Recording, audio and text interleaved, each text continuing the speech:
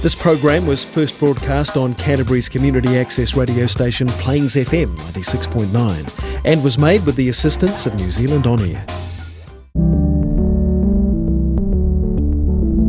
So Circular. Welcome to So Circular, a sustainability radio show and podcast discussing waste reduction and circular economy. I'm Anthea Medill of Remix Plastic, and this program is brought to you by The Rubbish Whisperer.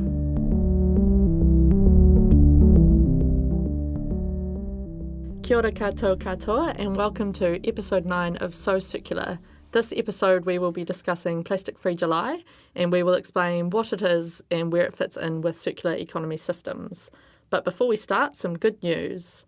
The 1st of July marked 1 year since the introduction of the government's plastic bag ban, and the Ministry for the Environment estimates that the ban has avoided over 1 billion single-use plastic bags from ending up in landfill or the environment, which is massive for 1 year. The second piece of news is that the South Atlantic population of humpback whales has rebounded to over 25,000 individuals. About that number were hunted in 12 years from the early 1900s, leaving the population at only 450. But now they've recovered, which is exciting. This month is Plastic-Free July, and we're happy to have Helen Townsend from The Rubbish Whisperer with us today to discuss reducing household plastic. Morena, Helen. Kia ora, Anthea. So we told everyone last time that we're going to talk about palm oil, but just keeping people on their toes. Yeah, we'll talk about we'll touch on that again in a bit, actually, about why we changed it. Yeah. So humpback whales, that's actually really exciting. Yeah. Not just a bit exciting, I think. And I think it's really good because it shows that even though we totally screw up environmentally, wiping out humpback whales almost in 12 years, if we stop, then we can fix things, or we can let nature fix itself, which is amazing. Yeah, it's pretty exciting, eh? A bit of background for anyone that doesn't know about Plastic-Free July. It's a campaign that was started in Australia in 2011 as a way to engage people with the idea of avoiding single-use plastic in their homes. And so it's a gateway into plastic-free living, and it provides loads of resources on how to make changes, community events to connect and share information, and it works as a vehicle for people to feel less alone in their pursuits of reducing waste. Yeah, so it can either be approached as a challenge where you eliminate all single-use plastics for the month of July, or as a kicking off point where you start thinking about reducing plastic in your life. And the challenge part can be hard because you don't want to burn out by trying to get rid of all of changing your life entirely, and you don't want to just delay buying stuff until August and then feel like you've achieved something. So using it as a kicking off point is usually more achievable, and the reason that we have changed the topic is because we don't think about Plastic-Free July until July. Yeah, so it's hard to prep, isn't it, if you don't actually think it. You're like, wait a minute, it's the 1st of July, I'm supposed to be plastic-free. Yeah, so I think it's a really good way to use the month as a way to learn more and make plans, long-term plans, not like New Year's resolutions whereby end of January you're not doing them anymore. Yeah. And that's the thing, is that that's my approach as well, is that don't freak out that it's already partway through July, that it's a good way to use it as a starting point and linking in with other people. And the other thing to be aware of is that we have to acknowledge that the systems aren't set up to be plastic-free completely and easily anyway, and that it does take a lot of effort, and we need to do other things beyond just our household waste, like making submissions or getting involved in community organisations and things. So if everybody could live plastic-free easily, then a lot more people would be doing it. That's why it's a challenge. Exactly. It's hard. Yeah, good point. And if your life is harder than usual at the moment, for whatever reasons, then don't beat yourself up if you can't replace all the single-use plastics in your house. Just do what you can and what is within your capacity. However, having said that, we're not going to move to a circular economy and be able to live within the capacity of the planet if all we do is replace a single-use item here or there. So doing things like choosing not to buy packaged biscuits, for example, needs to be a first step for most of us, and then we need to work on the bigger problems after that. A circular economy aims to design out waste and pollution, keep products and materials in use, and regenerate natural systems. And so in this episode, we're going to discuss how Plastic-Free July fits in with these systems. So as we've already said, plastic is just one part of the system that is the problem. And the thing with plastic is that it's tangible, so it's a really good place to start. It's like the gateway thing for sustainability. The gateway thing. the gateway drug for sustainability.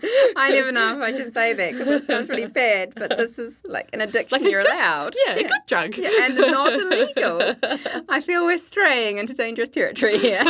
Should we go back? Let's get back on track. So for me, I see it as there's two parts to reducing waste. There's avoiding plastic where you can, but the other side of it is engaging with businesses and the government to make changes outside of your household. And so if we don't interact with those things, then there won't be any bigger changes come into effect. Yeah, so when it comes to individuals living sustainably, those who are living sustainably are also those who say that the government should be leading the way. And it's similar with people who say that companies should lead the way. People who say that companies should be leading the way to sustainability are prepared to pay more for it. So it indicates that these people are already doing things in their own life and see that there needs to be more. Yeah. That we can't just swap biscuits to save the world. Yeah, an interesting example that somebody used one time was that if you're at like a farmer's market and there's apples and you buy some not in plastic, but there are some in plastic, it's important to say that you're buying the ones not in plastic so that the people know that you're choosing that over the plastic ones, because otherwise they don't know, and some people will buy the plastic ones and they'll just keep selling them. Yeah, it's like you're boycotting a product. Yeah. If you boycott a product and you never tell the company that you're boycotting it, then they they're not don't going to know. know. They just think you're not buying it. Yeah, they're not spying on you Yeah. in your brain. Yeah. So you've got to tell companies and the council and got to tell them what you're doing and why you're doing it. Yeah. And then other people will know as well that Yeah. there's a reason that you buy these things and not buy other things. Yeah. Yeah. Yeah. So this is going to be a funny episode where we say you should take individual actions, but you shouldn't take individual. We're not saying we shouldn't take individual actions, but they're not the only thing that matters. But Plastic-Free July is about individual actions globally, but it has grown so that it has been taken up by others. So, for example, in New Zealand last year during Plastic-Free July, they removed individual plastic water bottles from some services. And being a massive company, this has had a massive effect. So it's estimated to have diverted more than 460,000 bottles from landfill for the year and reduced carbon emissions by more than 300,000 kilograms. It's amazing. I know, because it reduces aircraft weight. And in New Zealand's actions were part of the participation by citizens and organisations within the country, and that was facilitated by partnership with Wastemans, which is funded by the New Zealand government. So individual actions are not just individual actions. Yeah, if everybody does something, it all adds up, eh? Yeah. And as individuals, there's loads that we can do to reduce waste, but there's a lot to navigate in the space as well, and it's really easy to feel like you're doing the right thing and then find out that what you're doing is actually as wasteful in a different way. And so an example of this is like bioplastics and like commercially compostable plastics, is that you may think that it's better than traditional petroleum plastic, but there's nowhere for it to go. So it's still just a single-use product that ends up in landfill. So it is hard as an individual in the system to really feel like you've got control over these things. Yeah. So, for example, with bioplastics, if you think, well, I won't use cling film to wrap my sandwich, I'll use tin foil or baking paper. Well, baking paper is waxed with fossil fuels anyway. It is a type of plastic. Tin foil is from, well, it might be recycled, but basically you've got mining and fossil fuel issues there. And there's heaps of research at the moment going into single-use plastics made from everything else apart from fossil fuels like mushrooms and algae and heaps of other... name a plant-based thing and someone will be trying to make some plastic out of it. But it's all still single-use. And while we need single use sometimes, most of the time we don't. So a really common example of this is cucumbers. Yeah. I feel like all I talk about is cucumbers and biscuits. That's like your two go-to examples. Yeah. I'll try to come up with some new ones. But so cucumbers are wrapped in plastic because of the thin skin, and the theory is that it will protect the cucumber while it gets from the farm to your house, and there'll be less food waste. But the issue here is not if your cucumber is wrapped in plastic. The issue is the long supply chain. Yeah, how far it's got to go. Yeah. Which, of course, has all fossil fuels of transportation and stuff, whereas if you grow your cucumber or you get it from a neighbour or you buy it from a farmer's market, then you don't need to wrap it in plastic because you just take it home and eat it. Yeah. Oh, I just had a flash of the amount of food that must get chucked out that's all wrapped in plastic that would be compostable, except for the... That's the other thing. If you wrap food in plastic, then you perceive it to last longer, and so sometimes it goes off faster. Yeah. Oh, it's fascinating, eh? Well, this leads nicely into the second principle of circular economy, which is keeping products and materials in use. The best way to avoid waste across the entire life cycle of a product is to use reusable. So even if a reusable coffee cup that you have is made from plastic, if it's used more than once, then that's fewer resources that go into each use. So such as the petroleum, energy, shipping and disposal of a single-use one. Yeah, and I've got a new stat for you now. I'm not going to do a coffee cup stat because I found a new one. Okay. Just to shake it up a bit. Okay, so roughly half of annual plastic production in the world is destined for a single-use product. Man. I know. That's massive, Yeah, it's massive. Globally, we use about 1 million plastic bottles per minute, which is insane. And if these are all made out of bioplastics, it's still 1 million plastic bottles a minute. And we've still got to get the algae and the and mushrooms from somewhere, and then transport it and then dispose of it. And there's not enough. Like, even if you composted it into usable compost, like, what do you do with all of that? 1 million a minute. It's a lot of infrastructure you'd need. It's like 20 million while you've been listening to this program. Man, that's mind-blowing. It's insane.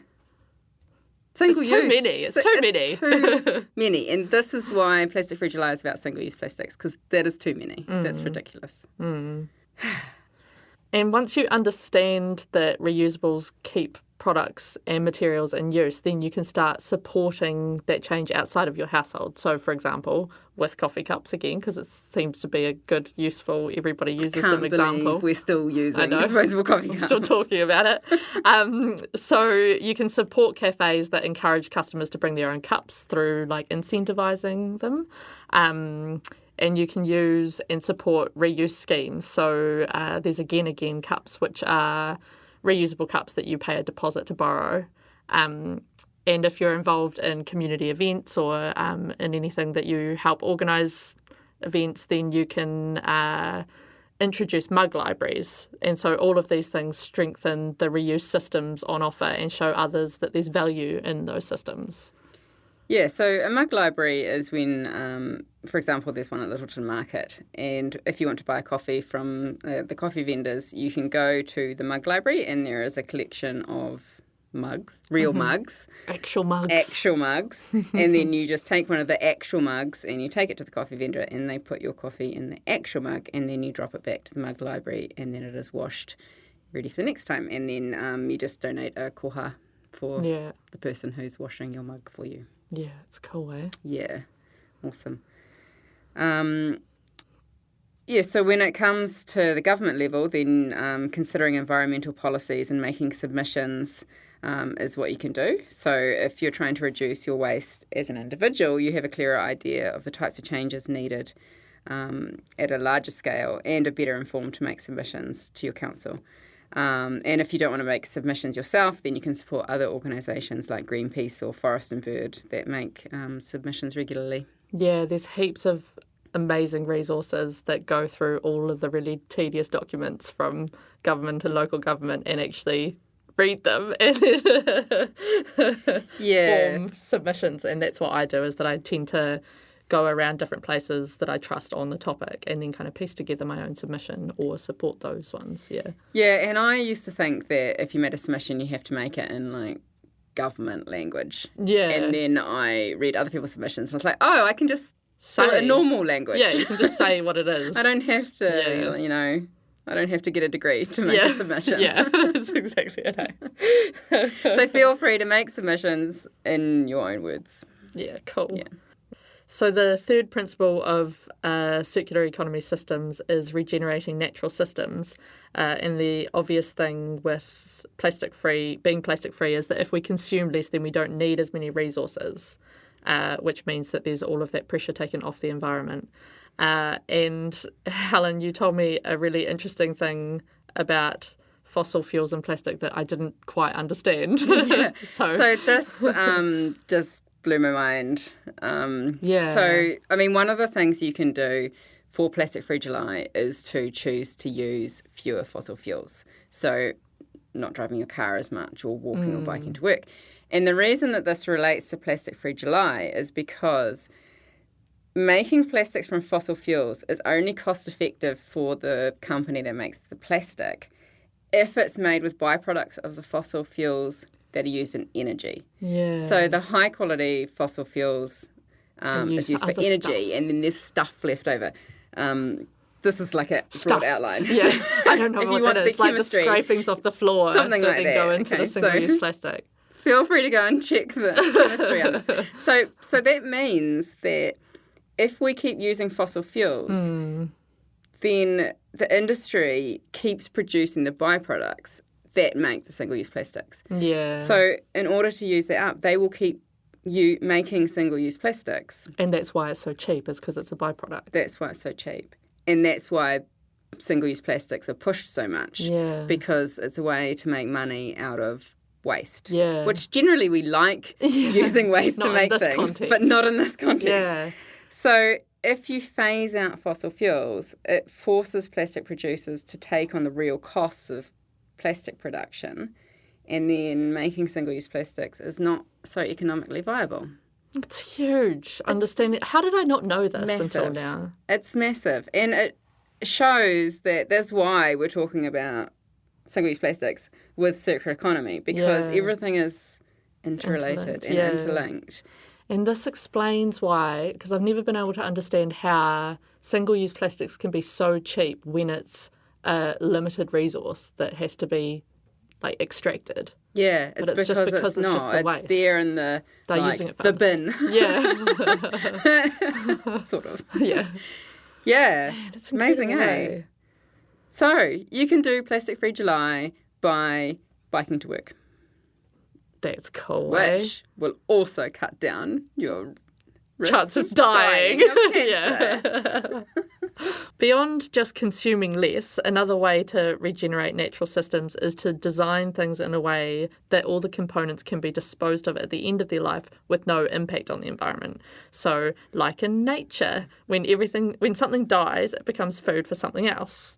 And I've got in my notes, the circle of life, singing, which I'm not going to sing. I feel like you want us to watch The Lion King. If you haven't seen it, I highly recommend it. It explains circular economy really well. It does.